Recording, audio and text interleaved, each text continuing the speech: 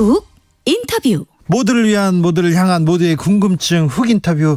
사회적 대화를 통해 노동개혁 추진의 중심축 역할을 하겠다. 윤석열 정부의 노동개혁 의제를 주도할 경사노위 경제사회노동위원회 김문수 신임 위원장의 취임 일성입니다.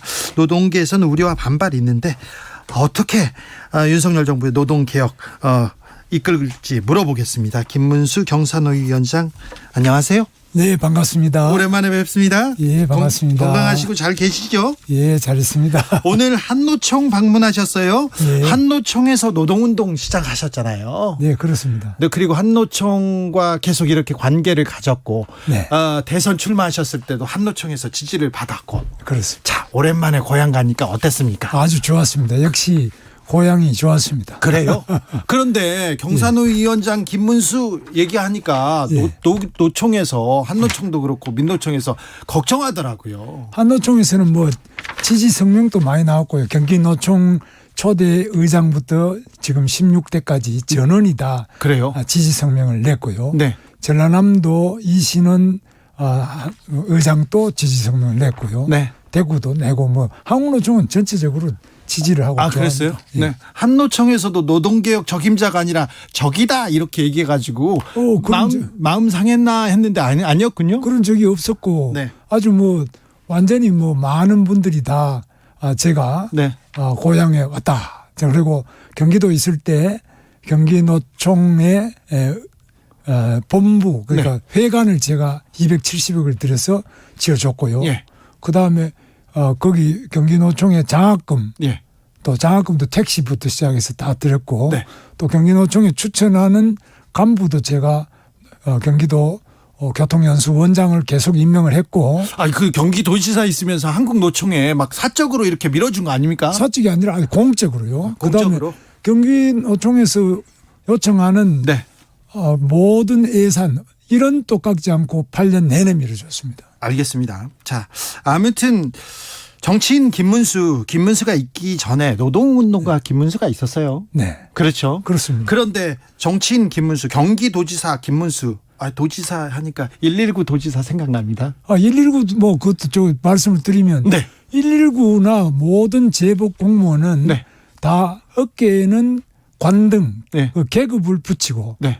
가슴에는 이름을 붙이고 있죠. 네. 그걸 관등 성명이라 그러죠. 예. 관등 성명이 전화를 할 때는 안 보이지 않습니까? 예. 그래서 전화 받는 사람들은 바로 공무원, 제복 공무원은 관등 성명을 복창하고 네. 그 다음에 무엇을 도와드릴까요? 이게 기본입니다. 그렇습니다. 저는 경기도지사 김문수입니다. 네. 제가 그래서 그럼 상대가 어떻게 해야 됩니까?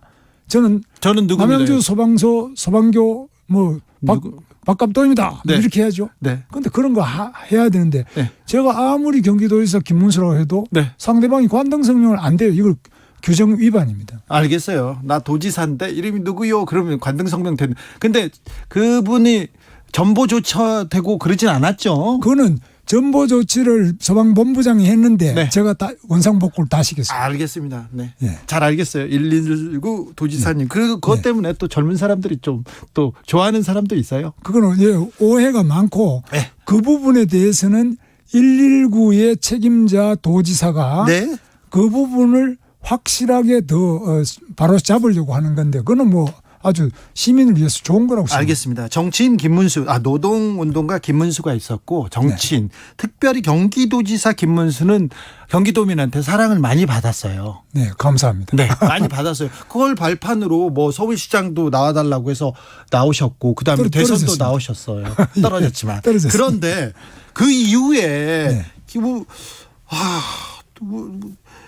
도지사 김문수는 정치인 김문수는 없고 아스팔트 김문수만 있다. 이거는 조금 바로잡고 가야 되는데. 그 이유는 네.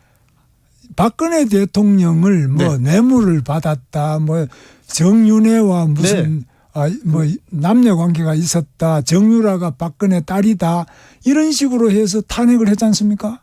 저는 그건 잘못이라고 보고 있습니다. 아니 그렇긴 한데 네.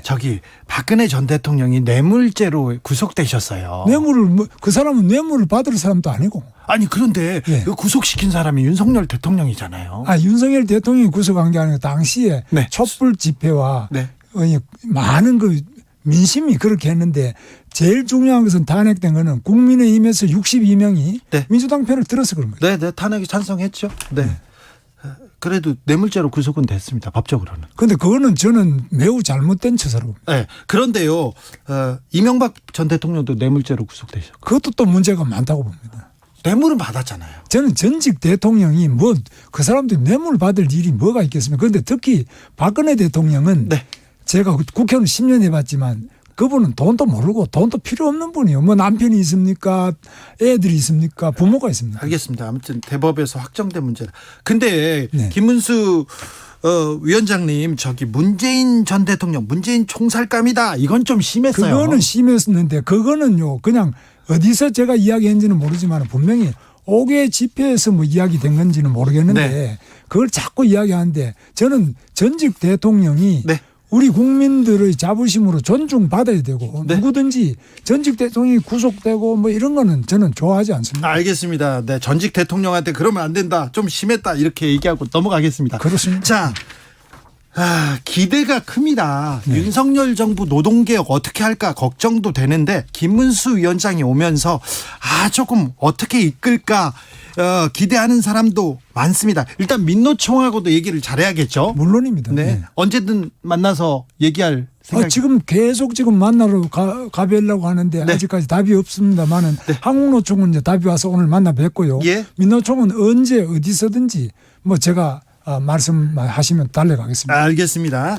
위원장님, 우리나라는요 이중구조라고 해야 되나요? 노조와 비노조, 정규직, 비정규직, 원청, 하청 이 너무 큰 차이. 그렇습니다. 이걸 어떻게 이중구조를 해결해야 될까요? 그게 쉽지 않은데요. 네. 그래서 저는 노조로 조직된 분은 한국노총이 5%, 민노총이 5%, 네. 10%밖에 안 돼요. 예. 뭐 다 합쳐 14라 그러지만 10%고 90%의 노동자는 조직이 안 돼 있습니다. 예. 그래서 이분들의 말 못하는 그 목소리를 대변하고 네. 하는 것이 바로 한국노총과 민노총이 돼야 되고 또 네. 저희 경사노동위원회도 네.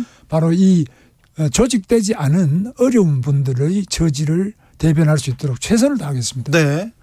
자동차를 하나 만드는데 왼쪽 바퀴는 정규직이 오른쪽 바퀴는 비정규직이 만들어요. 근데 왼쪽 바퀴를 만드는 정규직 노동자는 1억 원 받고 오른쪽 바퀴 비정규직 200만 원, 300만 원 받고 이거는 좀 문제가 안 있죠. 됩니다. 그건 굉장히 불공평한 일인데요. 네. 이게 왜 이렇게 불공평하게 되느냐 하는 것을 우리가 서로 대화를 해야 됩니다. 네. 그런데 저는 특히 예. 가장 말 못하는 비정규직 저희들이 대변을 하더라도 네. 정규직인 노총과 민노총이 네. 이 비정규직도 자기 조합은 이상으로 생각해야 안 됩니까? 그렇죠. 그게 전태일 정신 아닙니까? 네. 전태일은 자기가 재단사지만은 네. 재단사가 아닌 시다. 그건 정말 보조자들, 그렇죠. 미싱 보조, 어린 뭐 이런 사람들 입장을 대변해가지고 목숨을 바쳤지 않습니까? 예. 그게 전태일 정신 아닙니까? 네. 그러면 지금 바로 노총, 민주노총이 자기보다 더 어려운 사람을 챙겨야 되는데 네. 너무 자기들 것만 먼저 챙기지 않습니까? 알겠습니다. 아무튼 그 비정규직 그리고 또 하청 비노조 사람들도 좀 잘 챙겨주십시오. 예, 챙겨야 됩니다. 제가 막 확실하게 그거는 최선을 다해서 챙기겠습니다. 네. 주 52시간 무력화된다. 임금 삭감될 것이다. 고용 불안 이어질 것 같아. 이렇게 해서 윤석열 정부가 추진하는 노동정책에 대해서 우려가 있는 게 사실이에요. 예, 그렇습니다. 우려가 있는데 네. 그 우려는 너무 안 하셔도 되는 것이 예. 저는 이렇게 생각합니다. 노동개혁도 좋지만 대화가 우선이다. 예. 대화를 해야지만 개혁이 있고 뭐가 있지. 네. 일방적인 개혁이라는 것은 개혁도 아니고 네. 불가능합니다. 네. 알겠습니다. 대화 중요하죠. 대화가 중요합니다. 네. 저기 비노조, 비정규직, 하청 노동자의 목소리도 좀 잘 들어주시고 대화도 좀 해주셨으면 좋겠어요. 대우조선해양 하청노조 파업을 계기로 네. 하청 노동자는 파업을 하면 거의 불법이잖아요. 아니, 꼭 그럴 필요가 없습니다. 하청노조라고 불법이 될 필요가 없고요. 예. 하청노조가 오히려 묵묵하게 예. 파업도 잘 안 하고 네. 정말 말없이 일하는 분들이 하청노조죠. 아니 그런데 너무 배가 고프고 힘들고 네. 20몇 년 동안 일해봤자 월급이 200만 원 받는다. 이거 못 살겠다. 조금 올려달라 얘기할 수 있지 않습니까? 그렇습니다. 이야기하기 전에 네. 저희들이 먼저 달려가서 보고 파업하기 전에. 이걸, 예, 이거 어떻게 이렇게 차별이 있느냐. 네. 이걸 노조와 네. 한국노총이나 민주노총과 힘을 합쳐서 바로 그런 배고픈 네. 현실을 고칠 수 있도록 최선을 다하겠습니다. 네. 그래서 노조도 안 도와주고 그래서 파업을 합니다. 파업을 하면 회사에서는 손해배상 청구합니다. 그 노동자들 밥 먹고 살기도 힘든데 감옥 가라, 돈 내놔라, 이건 더 힘들지 않습니까? 그런데 이제 법은 지켜져야 되지만 네. 하청 노조에 대해서는 네. 조금 더 배려를 해야 된다고 저는 봅니다. 그렇죠. 왜냐하면 네. 크고 힘 있는 한국노총, 민주노총 이런 데는 몰라도 하청 노조는 노조도 잘 못 만들고 네. 아주 어려운 처지에 그 정규직보다도 뭐 반도 못 받는 이런 임금 수준에 대해서는 네. 우리 국가가 정부가 네. 또 경제사회노동위원회가 더 우선적으로 관심 가지고 네. 그들 편에 서겠습니다. 네, 알겠습니다. 그런데 저 오늘 한노총 찾아가서도 그렇고 그 전에도 그렇고 저기 사측의 무차별 손해배상 이거는 좀 막자. 노란봉투법에 대해서는 문제가 있다고 얘기하시더라고요. 노란봉투법이 뭐가 있냐면은 하청 노조를 보다는 오히려 네. 어떤 노조든 노조 집행부가 결정하면은 불법 행위에 대해서도 면책이 되도록 이렇게 되어 있는 부분이 있어요. 아직까지 노란봉투법이 제정이 안 되고 안 됐죠? 국회에서 한 10개 정도의 그 개정안이 나와 있습니다. 예. 그래서 10개가 어떻게 결론 날지 몰라도 그러나 노동조합도 법 테두리 안에서 해야지. 예. 노동조합이라고 해서 법을 벗어나도 좋다. 이거는 좀 곤란하지 않겠습니까? 아니 그렇죠. 법적인 테두리에서 해야죠. 파업도. 그렇습니다. 예. 그런데 아무튼 오죽했으면 파업했겠냐. 그거는 뭐 좋아요. 네. 그 비정규직에 아주 그 어려운 상태에 있는 그 영세 노동자들이 네. 정말 먹고 살 게 없어가지고 힘들게 하는 거 이런 거는 저희들이 귀를 기울이고 예. 최선을 다해서 돌볼 수 있도록 하겠습니다. 중대재해처벌법. 네. 사실 이렇게 안전사고 많이 나서 집으로 돌아가지 못하는 노동자들이 하루에도 2명, 3명씩 나오지 않습니까? 네. 그런데 사측에 안전을 위해서 힘써라 이렇게 얘기하고 못하면 사측을 좀 처벌하는 중대재해처벌법 이거 좀 강력하게 해야 되는 거 아닙니까? 그럼 지금 굉장히 강력, 세계에서 제일 강력한데요. 강력하다고요? 50억 이하의 벌금에다가 7년 이하의 징역 이거 세계에 이런 게 없고 우리나라 법에도 이런 게 잘 없습니다. 감옥 가는 사람 거의 없어요. 그런데 감옥 가는 사람이 지금 이제 시행된 지 얼마 안 됐으니까 네. 그런데 이거는 처벌도 좋지만 네.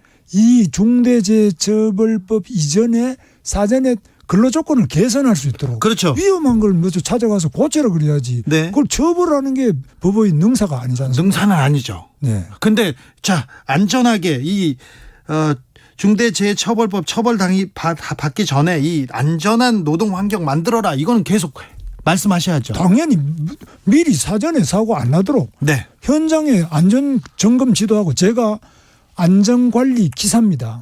그래요? 제가 국가기술 자격을 가지고 있고 공장에서 제가 안전관리 기사를 했어요. 예. 그래서 제가 공장 생활 7년 했는데 네. 안전관리 기사 생활을 2년 이상 했어요. 예. 그런데 안전관리라는 거는 사전 예방이 중요하지 네. 처벌 위주로 한다고 해서 개선이 안 됩니다. 그렇죠. 네. 네. 공장장 시절에는 그렇게 인기가 많으셨다면서요. 여공들한테 특히 인기가 많으셨다. 예, 그래서 저는 뭐 공장에 다닐 때는 네.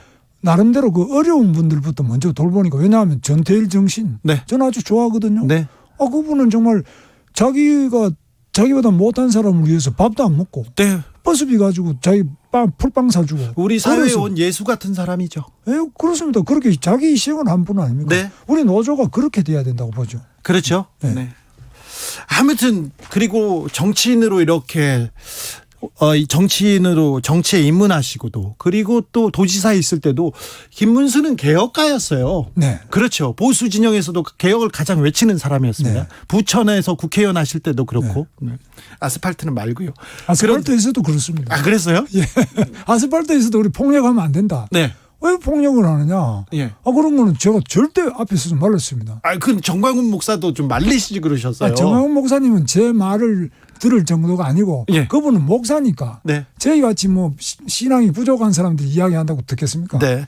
6663님께서 정규직과 비정규직 차이가 너무 심합니다. 강자보다 사회적 약자 아픔을 더 살피는 위원장이 되시길 당부드립니다. 예, 그렇게 하겠습니다. 네. 9988님, 김 위원장님 기대가 큽니다. 비정규직 구석에서 노조에 끼지도 못하는 근로자들을 더 많이 생각해 주세요. 예, 그렇게 하겠습니다. 그러니까요. 예. 네. 우리 사회의 고질적인 노동계 이중구조 하십시오. 김문수가 조금 더 돌파해내면 좋겠다 이런 기대 많습니다. 응원 예, 많습니다. 우리 주진우 씨하고 같이 우리 네. KBS도 같이 그럼요. 정말 비정규직의 어려운 분들을 먼저 생각하는 네. 그런 우리 항공노총 민주노총이 되도록 예. 저도 노력하겠지만 네. 우리 KBS도 힘써주시면 감사하겠습니다. 알겠습니다. 저도 돕겠습니다. 예, 네. 같이 하십시오. 네, 같이 하시죠. 네. 전화는 많이 그런 분들한테도 전화 많이 하십시오. 저 119 도지사입니다. 그럼 좋아할 거예요. 예, 뭐 저는 119에다가는 반드시 그래. 제보 공무원들은 제가 먼저 자기 신원을 관등성명을 말해야 되니까요. 네.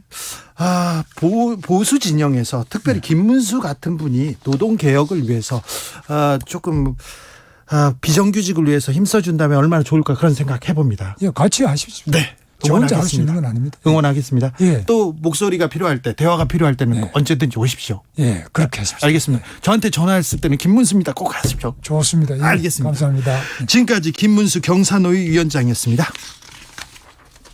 교통정보센터 다녀오겠습니다. 오수미 씨.